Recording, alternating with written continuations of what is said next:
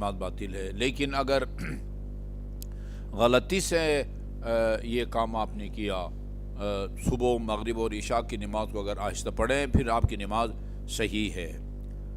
ظہرین اس کے برعکس ہے، مرد حضرات کے لیے اور اسی طرح خواتین کے لیے بھی۔ ظہرین میں حمد و سورہ اس کو ہر حالت میں آہستہ پڑھنی چاہیے۔ جان بوجھ کے اگر ظہر کی نماز میں ظہرین یہ نماز میں حمد و سورہ کو اگر آپ اونچی آواز میں پڑھیں گے تو آپ کی نماز باطل ہو جائے گی۔ جان بوجھ کے پڑھیں گے تو نماز باطل ہوگی، یعنی صحیح نہیں ہوگی۔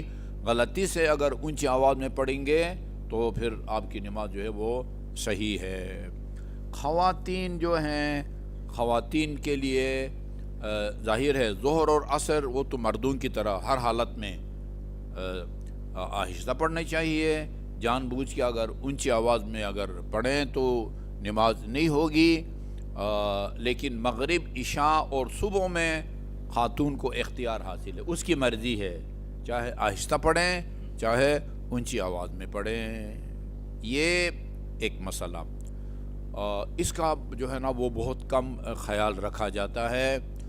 اکثر دیکھا گیا ہے کہ وہ لوگ مغرب، خصوصاً ادھر حج وغیرہ زیارات کے لیے ہم جب جاتے ہیں، یہاں تو ہمیں زیادہ محسوس نہیں ہوتا چونکہ باجماعت ہوتی ہے، اور جو امام جماعت ہوتا ہے وہ مقتدی حضرات کی طرف سے وہ پڑھ رہا ہوتا ہے، لہذا زیادہ پتہ نہیں چلتا۔ لیکن وہاں ہم نے دیکھا ہے کہ مغرب اور عشاء یا صبح مرد حضرات آہستہ پڑھتے ہیں۔ غلطی سے آہستہ پڑھیں تو کوئی حرج نہیں ہے، جان بوجھ کے اگر آہستہ پڑھیں تو ان کی نماز جو ہے وہ باطل ہو جاتی ہے۔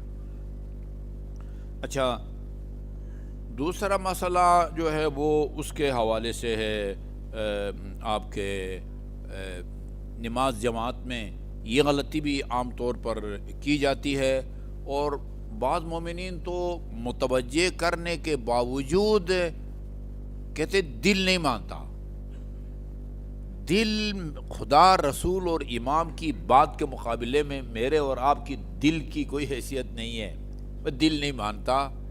اچھا بھائی، وہ مولوی صاحب پڑھ رہے ہیں آپ کی طرف سے مغرب اور عشاء میں، اسی طرح جو ہے نا وہ پانچوں نمازوں میں وہ بھی ساتھ ساتھ پڑھ رہے ہوتے ہیں۔ اس کو ذرا غور سے سنیے کہ ہم نے دیکھا کہ یہ نمازیں، جو نمازیں اونچی آواز میں پڑھی جاتی ہیں ان کو جہری نماز کہتے ہیں۔ جہر یعنی اونچی آواز نہ، ظاہر کر کے پڑھنا۔ صبح، مغرب، عشاء یہ جہری نمازیں کہلاتی ہیں، اور ظہر اور عصر یہ اخفاتی نمازیں کہلاتی ہیں، یعنی آہستہ جو ہے نا وہ آپ نے پڑھنا ہے۔ اچھا، نماز جماعت ہو رہی ہے اور صبح کی نماز ہے یا مغرب کی نماز ہے یا عشاء کی نماز ہے، صفیں اتنی طولانی ہیں کہ یعنی اس میں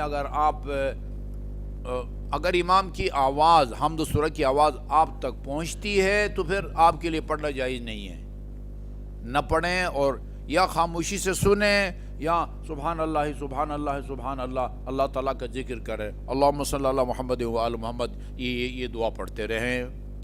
لیکن اگر صفیں طولانی ہیں اور امام کی آواز آپ تک نہیں پہنچتی، اور وہ بھی صبح، مغرب اور عشاء ہیں، یہاں آپ کو پڑھنے کی جو ہے نا وہ اجازت ہے، آپ جو ہے نا وہ پڑھ سکتے ہیں۔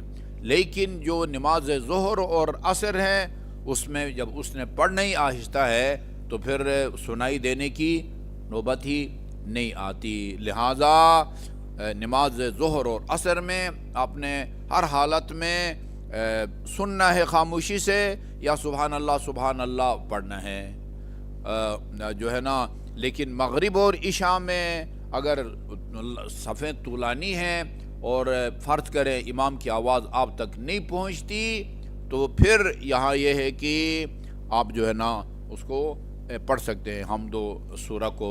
باقی جو ذکر رکوع، ذکر سجدہ وغیرہ ہے وہ امام کے ساتھ ساتھ جو ہے نا وہ آپ نے پڑھنا ہے۔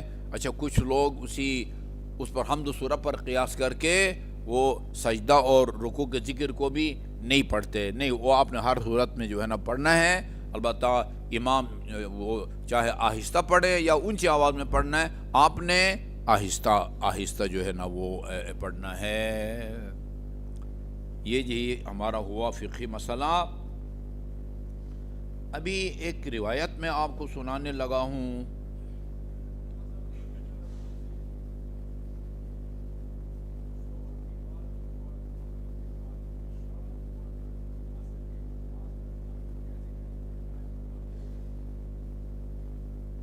دیکھیں، ظہر کی نماز، ظہر کی فرض کریں ظہر کی جو ہے نا اذان بالکل عین ظہر کے وقت دی گئی ہے، اور ظہر کا وقت معلوم کرنے کا طریقہ یہ ہے کہ یہ جو سورج ہے مشرق سے چلا ہوا مغرب کی طرف، وہ جیسے ہی وہ زوال تو آپ کہیں گے زوال کسے کہتے ہیں، میں وہ بتانا چاہتا ہوں کہ زوال کا مطلب کیا ہوتا ہے۔ یہ جو سورج مشرق کی طرف چلتا ہے، وہ جیسے ہی خط نصف النہار کو کراس کرے گا، ایک موہوم خط ہے جو مطلب وہ اس کو مغرب کو مشرق میں تقسیم کرتا ہے، جیسے ہی اس کو کراس کرے گا اس کو کہتے ہیں سورج ڈھل گیا۔ اس کا مطلب ہے کہ ظہر کا شرعی وقت داخل ہو گیا۔ اچھا، اب وہ اوپر دیکھیں تو ہمیں تو وہ خط نصف نہار ہمیں نظر نہیں آتا، زمین پر نشانی بتائی گئی ہے، اس کی روشنی میں آپ معلوم کر سکتے ہیں کہ سورج نے وہ خط نصف نہار کو کراس کیا ہے یا نہیں کیا ہے۔ صبح صبح آپ بھی کھڑے ہوں، مغرب کی طرف آپ کا ایک لمبا سا سایہ بن جاتا ہے، یا کوئی سیدھ بالکل پنسل زمین میں نصب کریں، اس کا لمبا سا سایہ بن جاتا ہے۔ وہ سایہ جیسے مغرب کے قریب ہوتا جاتا ہے سورج، وہ سایہ گھٹتا جاتا ہے۔ سعودی عرب میں ایک ایسا مرحلہ آتا ہے کہ وہ بالکل غائب ہو جاتا ہے۔ غائب ہونے کے بعد جب دوبارہ نمودار ہو، اس کا مطلب ہے کہ سورج نے خط نصف نہار کو کراس کر لیا اور ظہر کا شرعی وقت داخل ہو گیا ہے۔ ہمارے پاکستان میں وہ مکمل طور پر معدوم نہیں ہوتا، غائب نہیں ہو جاتا، گھٹتا رہتا ہے اور ایک سٹیج پہ آ کے دوبارہ بڑھنا شروع ہو جاتا ہے۔ اس کا مطلب یہ ہے کہ ظہر کا وقت داخل ہو گیا۔ اچھا، اس ظہر کے وقت داخل ہونے کے بعد سے لے کر 4 رکعت نماز پڑھنے تک یہ ٹائم یہ ظہر کے ساتھ مخصوص ہے۔ اس میں آپ ظہر سے پہلے اگر عصر پڑھیں گے، چاہے جان بوجھ کے یا غلطی سے، وہ آپ کی نماز صحیح نہیں ہے۔ جیسے ہی آپ ظہر سے فارغ ہو جائیں گے، عصر کا ٹائم داخل ہو جاتا ہے۔ میرے خیال میں آپ کے سوال کا جواب یہ ہے، جیسے ہی 4 رکعت نماز سے فارغ ہوں گے، عصر کا وقت بھی داخل ہو جاتا ہے، اور عصر کے وقت کے داخل ہونے سے لے کر عشاء یعنی مغرب میں 4 رکعت نماز پڑھنے کا وقت باقی رہنے تک، یہ جو درمیان کا وقت ہے اس کو مشترک وقت کہا جاتا ہے۔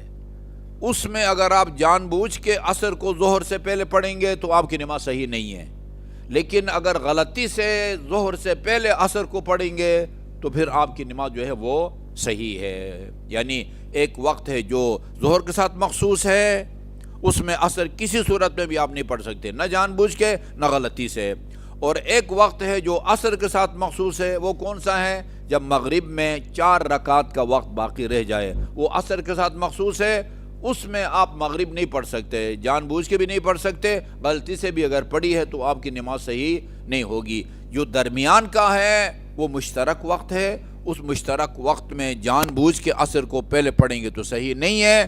غلطی سے اگر آپ نے عصر پہلے پڑھ لی ہے پھر متوجہ ہوئے تو پھر اس کے بعد ظہر پڑھیں، دوبارہ سے عصر پڑھنے کی ضرورت نہیں ہے۔ جواب مل گیا آپ کے سوال کا یا نہیں ملا؟ اچھا جی، یہی حال مغرب عشاء کا ہے۔ مغرب کا ٹائم جو ہے وہ ہمارا جب یہ سورج کے ڈوبنے کے بعد جب مشرق کی طرف بنا ہوا کی سرخی جب ختم ہو جائے، ہمارے حساب سے مغرب کا وہ ٹائم ہے۔ اچھا، اس سے لے کر مثلا فرض کیجئے وہ کیا ہے آج کل ٹائم مغرب کا 6:25، ہاں 6:25 سے لے کر 3 رکعت نماز پڑھنے تک کا جو وقت ہے وہ مغرب کے ساتھ مخصوص ہے۔ اس میں آپ عصر پڑھیں گے، عشاء وہ آپ کی صحیح نہیں ہے، جان بوجھ کے پڑھیں یا غلطی سے پڑھیں۔ اچھا جی، وہاں سے لے کر آدھی رات میں جب 4 رکعت کا وقت باقی رہ جائے، یہ درمیانی وقت دونوں کا مشترک ہے، اور آخری 4 رکعت کا جو ٹائم ہے وہ عشاء کے ساتھ مخصوص ہے۔ مغرب کے ساتھ مخصوص وقت میں صرف مغرب پڑھی جا سکتی ہے، عشاء کے ساتھ مخصوص وقت میں صرف عشاء پڑھی جا سکتی ہے۔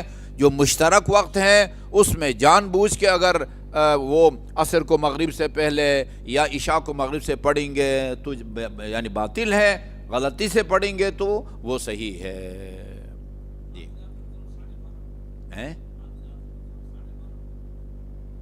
آدھی رات کا مطلب ہر وقت 12:30 نہیں ہے، یعنی مغرب کے ٹائم سے لے کر صبح کے ٹائم تک کتنے گھنٹے بنتے ہیں اس کا ہاف۔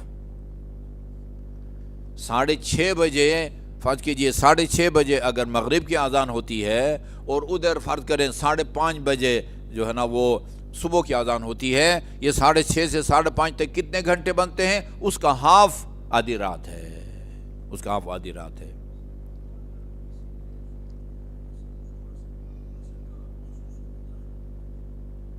وہ پہلے عصر کو پڑھے، بعد میں ظہر کو قضا پڑھے، کیونکہ ظہر کا وقت نکل چکا ہے، ٹھیک ہے نا۔ اسی طرح آخر میں آدھی رات میں 4 رکعت وقت باقی رہ گیا ہے، اب آپ نے اس 4 رکعت کو بچانا ہے، اس کو قضا نہیں ہونے دینا ہے، اس کو ادا بجا لائیں، اس کے بعد مغرب کو قضا جو ہے نا بجا لائیں گے بعد میں۔